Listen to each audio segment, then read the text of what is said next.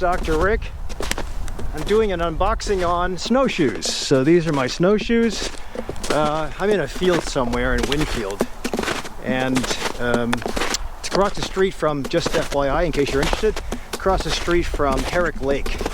Some of you might think, man, these things are too big to keep in the house, and why am I going to use them? This is why you're going to use them, because right now in this field, I mean, if I go on the access road, it's not that thick as far as snow, but in this field, it's probably about 3 to 4 inches deep. So I'd be post-holing. Post-holing is when you put one foot in, put it out, put it in, put it out, and that just takes forever versus being on top of the snow with these things, especially if you have uneven surfaces.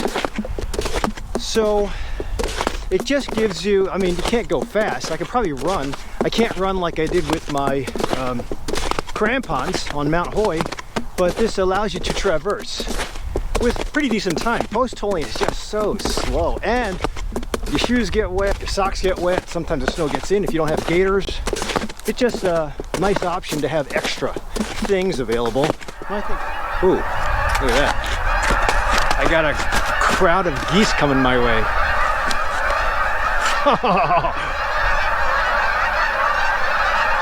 I might get pooped on here.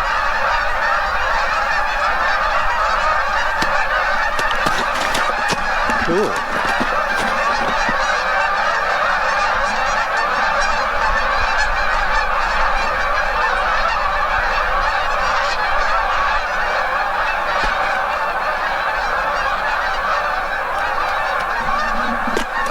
Well, I didn't get hit.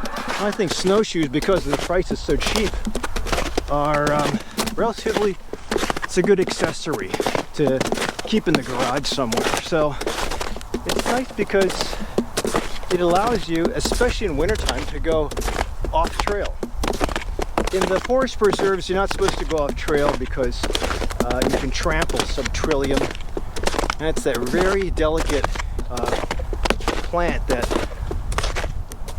that deers rely on, and that's why you're supposed to stay on trail. Plus it also increases pollution. So the good thing about wintertime is I don't think the forest preserve rangers are that strict with regards to staying on trail, but you can take advantage of winter weather. I know a lot of people that get depressed in the wintertime, and it's because there's nothing to do. But really, if you layer up, protect your ears, nose, fingers, and toes, and then maybe have some equipment that's left over, I think it's fair to, especially if it's super cheap. And you can also get used equipment. Play It Again Sports in Illinois is available. REI has a members only garage sale. I don't remember how often it happens, but it's when they have used items returned. Aside from snow like this, you could bring it. I think I brought these to National Park once, and it was a pain in the ass to fit in my luggage. I never wound up using it because even though there was snowfall, I think it was Glacier. I took a group out to Glacier, and we didn't wind up using it. And then when we went to go visit a glacier, we were in a bigger group, and that was definitely on a well-traveled path. I mean, it was really compressed snow at that point. The foot size should fit into the straps. There's 2 straps. Let's see if I can show you this. 2 straps, this guy and then a heel chuck. Now the strap should be okay. It moves, it pivots. Let's see if I can turn it upside down. It pivots up and down, so you are on the ball of your foot, and it shouldn't just be covering the foot. I've seen some kids' shoes where it just goes from here right to the heel. That's not for adults. You have to have it extend a bit back, almost another shoe length, and that will be good balance. I've seen Bear Grylls make them out of wood and cordage. That's cool. But hey, listen, I'm not Bear Grylls. I'm REI Rick. So, this is all plastic, so in very inclement weather and repetitive use after years, I'm sure the plastic can break down versus something synthetic like webbing. you can replace the webbing, you can't replace the plastic. Now I'm falling. So this is definitely about 4 to 5 inches.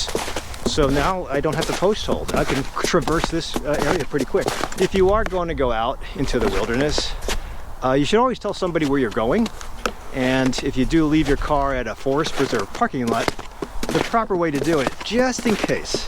I mean, there's no predation out here, but just in case you sprain an ankle and you're deep into like an hour and it's already sunset, it's nice to leave a little sticky at the front of your dash.